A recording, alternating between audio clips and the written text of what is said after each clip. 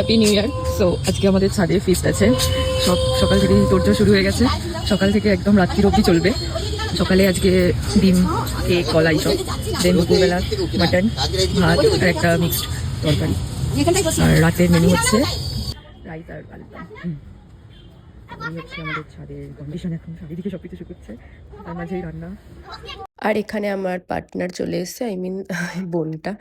ও থাকলেই একমাত্র আমি খুব একটা ছাদে যাই, নয়তো যাই না। ও থাকেও না এখানে আর, সেই জন্য আর খুব যাওয়াও হয় না। আর এখানে সবাই বসে রোদ খাচ্ছে আর আমি স্নান করে চলে এসেছি। দেন চুলটা বেশ ভালো লাগছে, ওই জন্য দেখাচ্ছিলাম।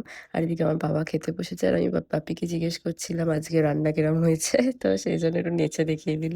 আর আমি সন্ধ্যেবেলা একটু চলে গেছিলাম জুডিও, তো জুডিওর কোনো ক্লিপ নেই। আর এখানে একটু কিছু খেয়ে তারপর বাড়ি ঢুকেছিলাম। না খেলে হয় 1 জানুয়ারি বলে কথা। আর দেন এখানে একটু লাইট ফাইট শেড করছিল, একটু নাচের ভাইবস আনছিল, কিন্তু কেউই নাচে না লাস্ট অব্দি। আর এখানে আমরা সবাই বসে আছি, আগুন পোহাচ্ছিলাম, কি করবো আর। ঠান্ডাও তো তখন ভালোই ছিল। আর এদিকে আমি আমার দাদা ভাই এইভাবেই এনজয় করে কাটিয়ে দিলাম। Bye bye.